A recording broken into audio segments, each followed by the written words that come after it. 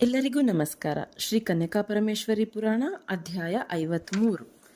ನಾವು ಕಳೆದ ಅಧ್ಯಾಯದಲ್ಲಿ ಏನರ ಬಗ್ಗೆ ತಿಳ್ಕೊಂಡಿದ್ದೀವಿ? ವೈಶ್ಯರಿಗೆ ಗೋಮಟಿ ಅನ್ನೋ ಹೆಸರು ಹೇಗೆ ಬಂತು ಅಂತ.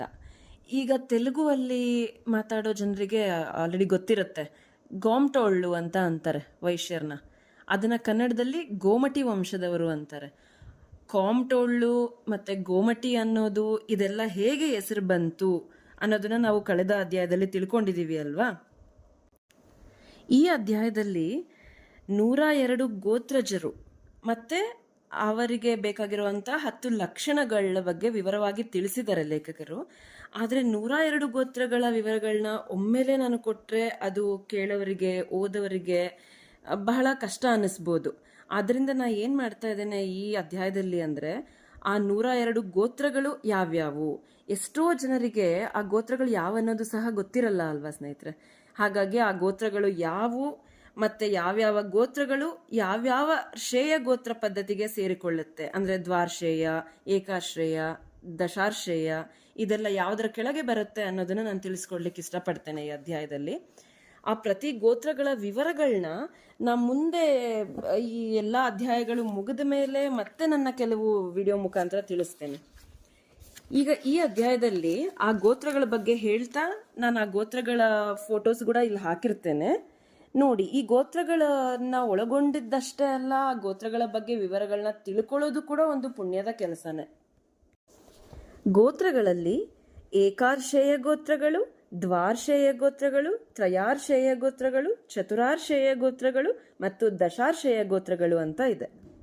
ಈಗ ಏಕಾರ್ಷೇಯ ಗೋತ್ರಗಳ ಬಗ್ಗೆ ಹೇಳೋದಾದ್ರೆ, ಗ್ರಂಥಶಿಲ ಗೋತ್ರ, ಬುಧಕುಲ ಗೋತ್ರ, ಕೋರಟ ಗೋತ್ರ, ಪೆದ್ದಿಶಿಷ್ಟ ಗೋತ್ರ, ಪೇರಿಶಿಷ್ಟ ಗೋತ್ರ, ವಿನಿಕೋಲು ಗೋತ್ರ, ಸೂರಿಶಿಷ್ಟ ಗೋತ್ರ, ಕನಕಪಾಲ ಗೋತ್ರ, ದನಿಗುಳ್ಳ ಗೋತ್ರ, ಸಾತಾಲ ಕುಲ ಗೋತ್ರ, ತುಪ್ಪಾಲ ಗೋತ್ರ, ಪುಷ್ಪಾಲ ಗೋತ್ರ, ವಸಂತ ಕುಲ ಗೋತ್ರ, ಪುಚ್ಚ ಕುಲ ಗೋತ್ರ, ಮಾಸಂತ ಕುಲ ಗೋತ್ರ, ವಿಕ್ರಮಶಿಷ್ಟ ಗೋತ್ರ, ಐನಕುಲ ಗೋತ್ರ, ಮಂದಕುಲ ಗೋತ್ರ, ಬಲಿಶಿಷ್ಟ ಗೋತ್ರ, ಪದ್ಮಿಶಿಷ್ಟ ಗೋತ್ರ, ಅನಂತಕುಲ ಗೋತ್ರ, ವೆನ್ನಕುಲ ಗೋತ್ರ, ಕೋಮರಶಿಷ್ಟ ಗೋತ್ರ, ಮೂರುಕುಲ ಗೋತ್ರ, ಮಂಜಿಕುಲ ಗೋತ್ರ, ಅಭಿಮುಂಚಕುಲ ಗೋತ್ರ, ಚಿನ್ನಿಶಿಷ್ಟ ಗೋತ್ರ, ವೆನಶಿಷ್ಟ ಗೋತ್ರ, ಶಿನಿಶಿಷ್ಟ ಗೋತ್ರ, ಪೈಡಿಕುಲ ಗೋತ್ರ, ಭ್ರಮರ ಗೋತ್ರ, ಘನಶೀಲ ಗೋತ್ರ, ವೆಂಕೋಲ ಗೋತ್ರ, ಪೃಥ್ವಿಶೀಲ ಗೋತ್ರ, ರೆಂಟಕುಲ ಗೋತ್ರ, ನೂಸಾಳ ಗೋತ್ರ, ಚಿದುರುಬಿಳ್ಳ ಗೋತ್ರ, ದೀಕ್ಷಾಕುಲ ಗೋತ್ರ, ಬುದರಕುಲ ಗೋತ್ರ, ಯನಸಕುಲ ಗೋತ್ರ, ಸ್ಯಂದಿಕುಲ ಗೋತ್ರ, ವಸ್ತಿಕುಲ ಗೋತ್ರ, ಕದಂಬಕುಲ ಗೋತ್ರ, ಅನುಮರ್ಶನಕುಲ ಗೋತ್ರ, ಯಲಮಂಚಕುಲ ಗೋತ್ರ, ತ್ರಿಮೂಲ ಗೋತ್ರ,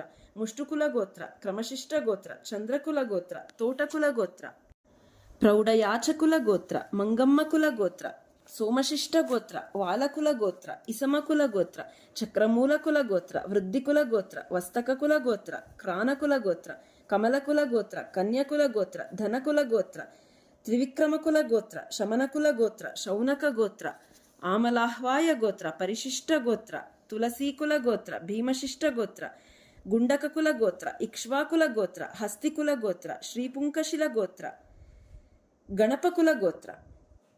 ಇದೆಲ್ಲ ಏಕಾರ್ಷೇಯ ಗೋತ್ರಗಳ ಕೆಳಗೆ ಬರುತ್ತೆ. ದ್ವಾರ್ಷೇಯ ಗೋತ್ರಗಳ ಕೆಳಗೆ 34 ಗೋತ್ರಗಳು ಬರುತ್ತೆ.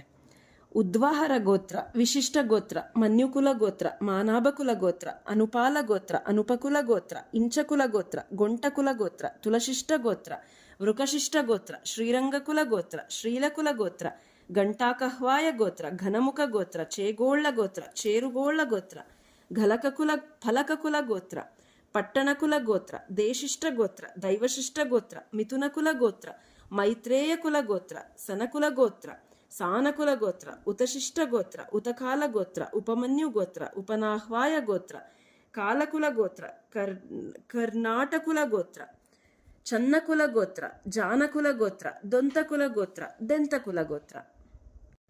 ಈಗ ತ್ರಯಾರ್ಷೇಯ ಗೋತ್ರಗಳು 16 ಇದೆ, ಅದನ್ನು ಹೇಳ್ತಾ ಹೋಗ್ತೇನೆ ನೋಡಿ.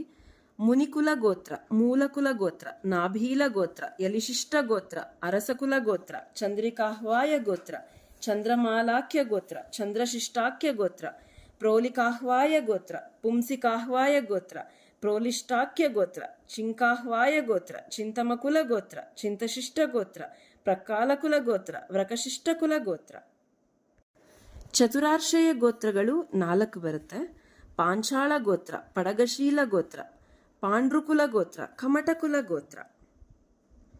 ದಶಾರ್ಷೇಯಗಳು ಹೆಸರೇ ಸೂಚಿಸುವಂತೆ 10, ಚತುರಾರ್ಷೇಯಗಳು 4.